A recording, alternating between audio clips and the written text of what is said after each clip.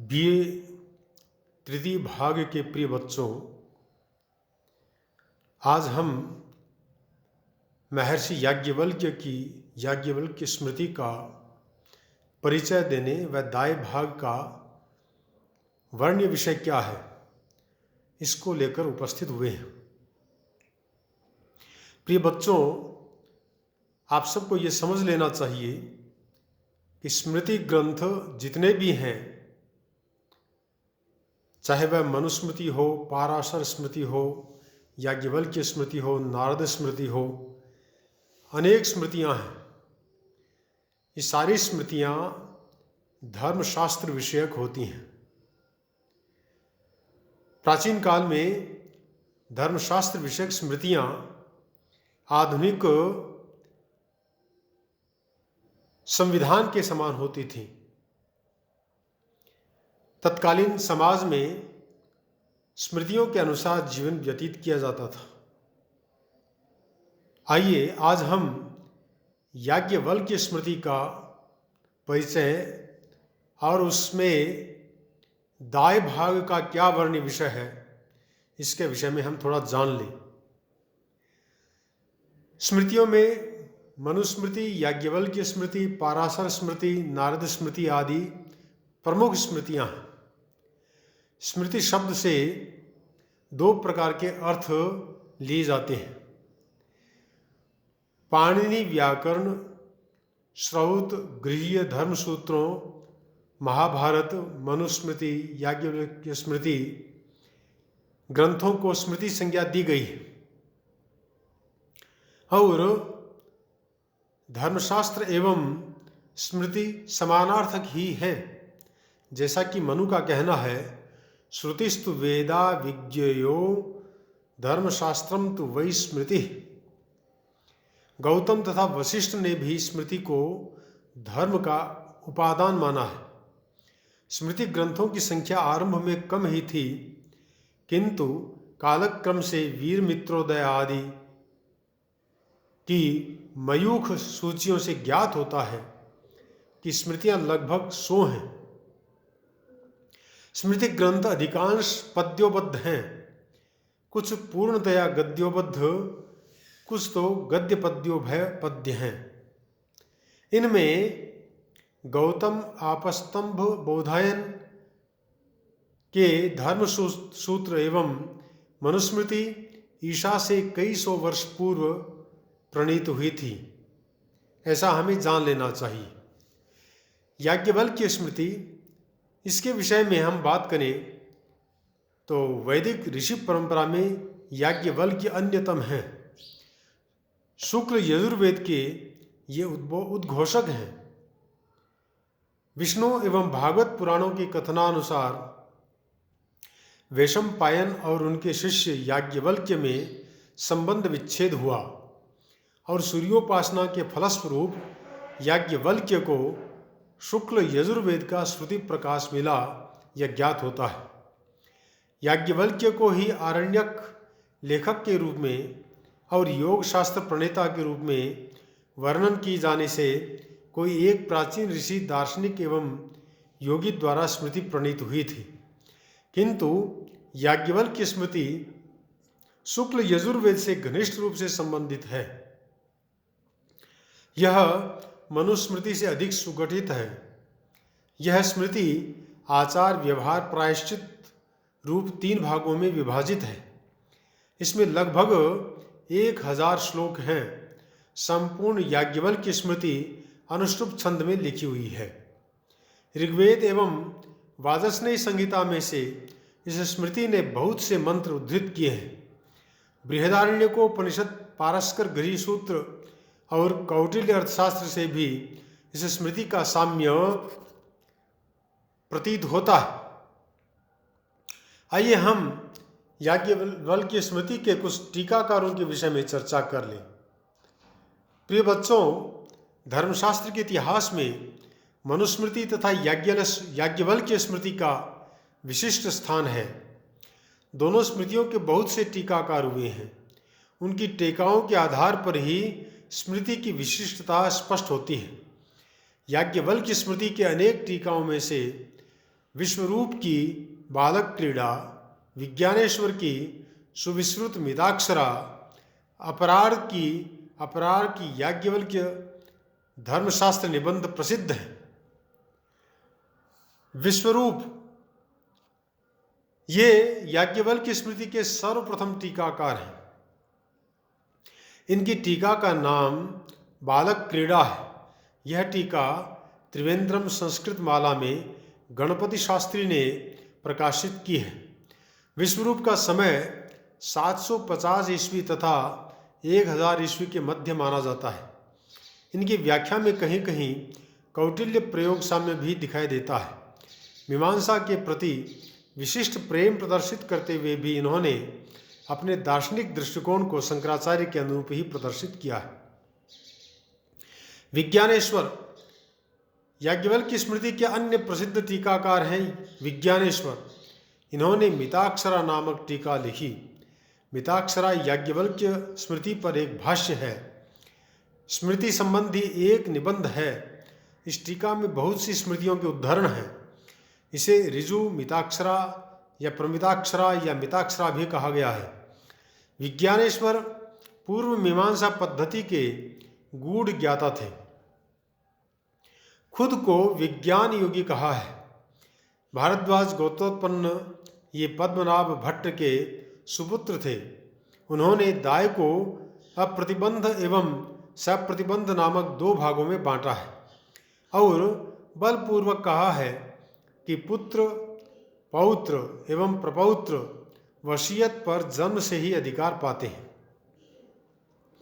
विभाग के 3 काल हैं।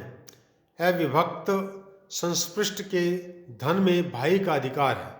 विभक्त संसृष्ट के धन में पत्नी का अधिकार है।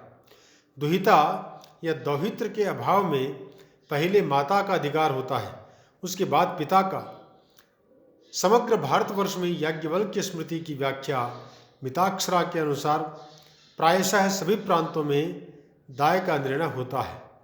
विद्वान टीकाकार ने नारद, बृहस्पति, वशिष्ठ, मनु आदि के मतों को स्वीकार करने के अतिरिक्त वैदिक साहित्य, बृहदारण्यकोपनिषद आदि में ग्रंथों से भी उद्धरण दिए हैं।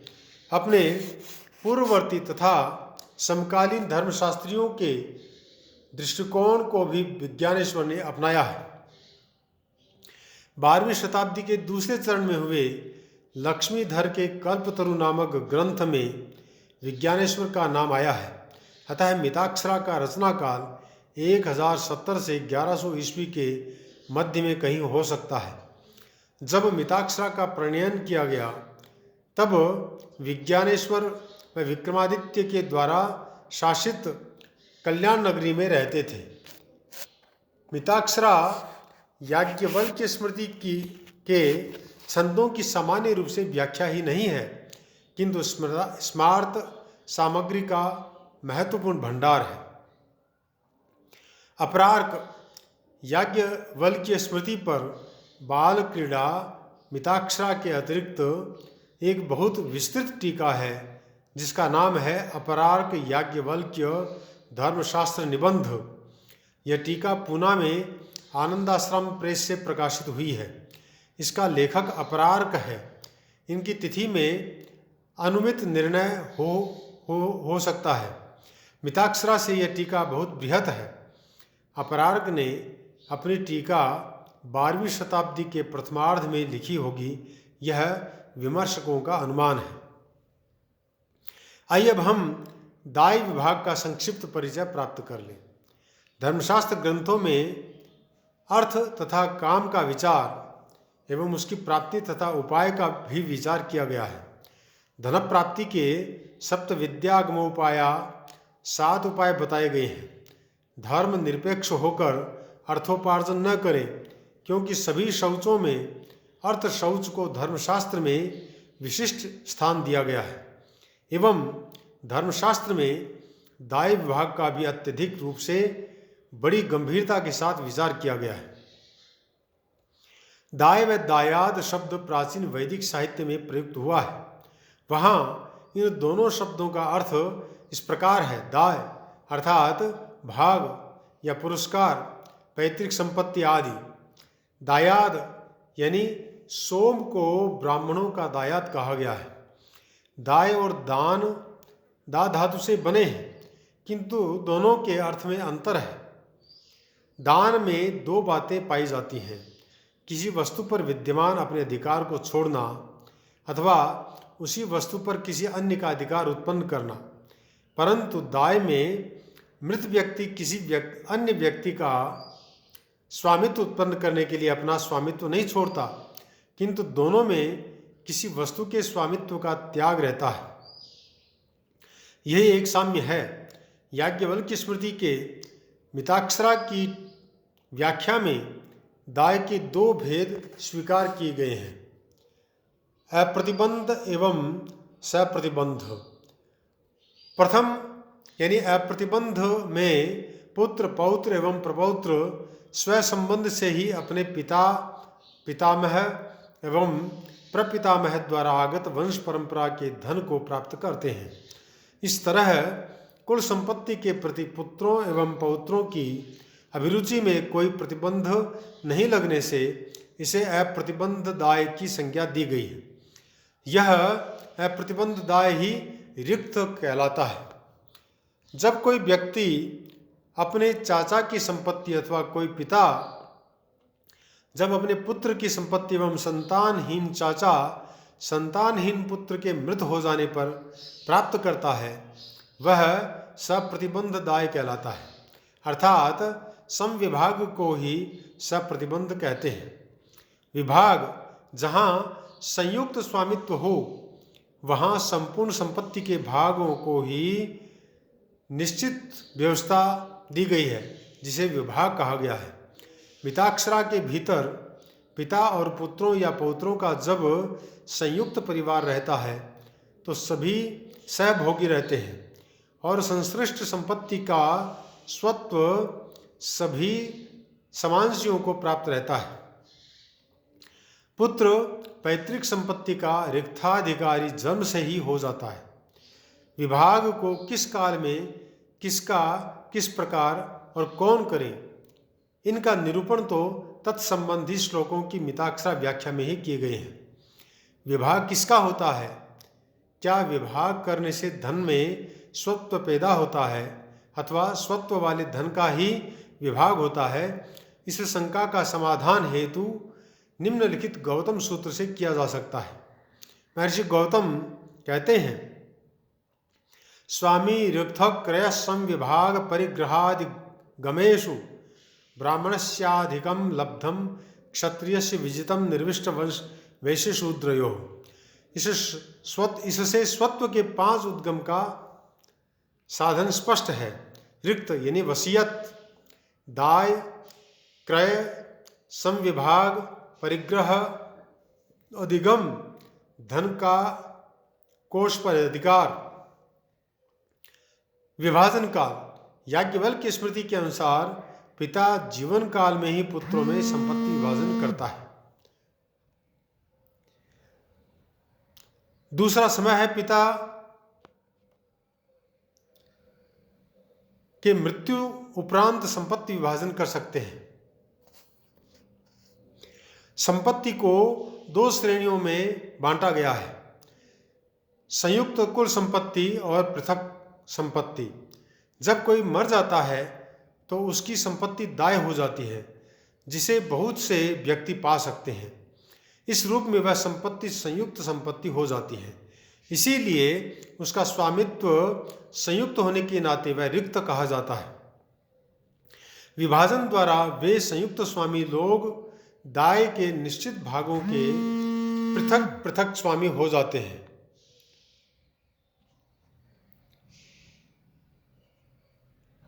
संयुक्त कुल संपत्ति पैतृक संपत्ति या पैतृक संपत्ति की सहायता से या बिना उसकी सहायता के संयुक्त रूप में अर्जित होती है या अलग अलग अर्जित होने पर संयुक्त कर ली जाती है। पृथक संपत्ति वह संपत्ति जो पिता, दादा, परदादा से न प्राप्त हो, वह जो पैतृक चल संपत्ति से स्नेहवश पिता द्वारा किसी भाग के रूप में दानस्वरूप या प्रसाद के रूप में प्राप्त हो। अपनी पृथक संपत्ति से पिता द्वारा पुत्रों को दिया गया दान या प्रसाद अथवा मरते समय जो कुछ दिया गया, अन्य बंधुओं एवं मित्रों द्वारा दिया गया दान भेंट जो विवाह के समय प्राप्त होती है, वह संपत्ति जो स्वार्जित हो, विद्या एवं ज्ञान से प्राप्त की गई हो, पृथक संपत्ति कहलाती है तथा अविभाज्य होती है।